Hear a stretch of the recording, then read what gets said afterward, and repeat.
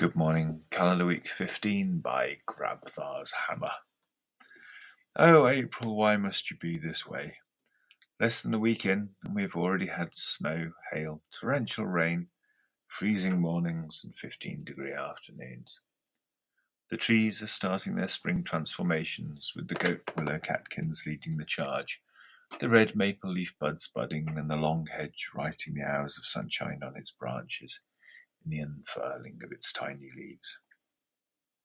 It's also around now that the bare wooden shelves in the stores tell the story of the hungry gap, and simultaneously the first food plants nervously poke above ground. The tight wrinkled leaves on the rhubarb, fully formed, still folded in on themselves, push up from the half-buried crowns, and in the row behind them, if you get down and press your cheek to the ground and look down the row of asparagus, you can just make out the first tiny spears rising to receive the lengthening days and warming air. In the stores are still plenty of potatoes. I have grain for a small lifetime, and sweet corn that I genuinely do not know what to do with. Too much for a human, not enough for a pig's breakfast.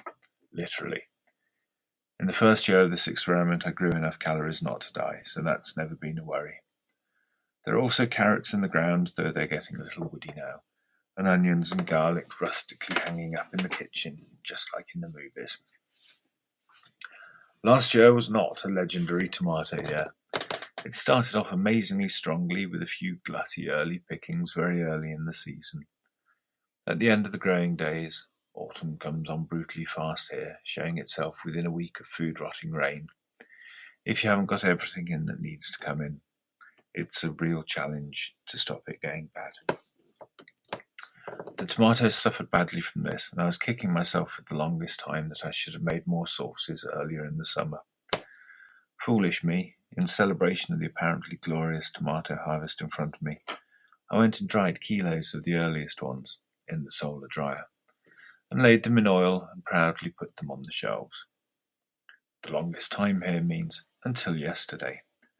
I got one of the sun-dried tomatoes and oil back down off the shelf and forked a couple out into my mouth. Oh my goodness. I've always called tomato sauce the bedrock of the store's bottled sunshine. Well, this was the entire sunshine, sand and summer, along with the entire beach bar. The beach bar, beach ball and beach bells in a bottle. I might have suffered a bit of the lack of the sauces, but by Grabthar's hammer and the sons of Warvan, I have no regrets, and will be doing the same again this year. The first full plate of vegetables is still maybe 2 months away, and when it gets here, it'll be mostly pak choy, radishes, and new potatoes. Next year, I'm going to try to make that more interesting.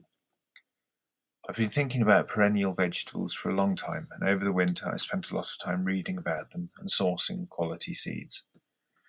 It turns out that many of them are also amongst the first harvestable crops. I don't know why this was a revelation to me, it seems obvious now. If everything germinates and if I can prepare some ground to turn over to permanent vegetable beds, then next spring we might be dining out on Alexanders and saltwort and cardoons in early spring to go along with the asparagus and radish.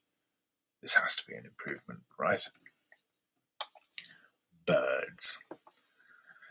This week, as the sun goes down, just after feeding the piggers, I've tucked myself into my plastic chair in front of the loft, sending the Merlin Bird ID app into meltdown. Every evening just around dusk, we've been treated to an epic passerine song-off. The blackbirds, the blackcaps, tits various, robins red, finches, bullhorn and chaff, warblers, starts and hatches have been rap battling it out for the crown. It is by far the loudest part of the day, and it's half an hour to an hour of epic chest-puffing songstrel dominance. And then, somewhere around Wednesday, they were joined by the song thrush. Game over, birds. You're all fighting for silver now. Last night may have been the most impressive so far. I can never tell how many blackstarts or chaffinches there are, but last night a countable 4 song thrushes took to the stage, all in separate trees, with me sitting in the audiophile's chair of joy, slap bang in the audacious centre of the crepuscular karaoke. The blackbirds gave the song thrushes a decent run, but honestly, I'm absolutely reeling from the superiority of them. gongs all round. But we can't sit around all the time. April and May are by far the busiest months in the self-sufficient life. That is, the busiest other than all the other incredibly busy months.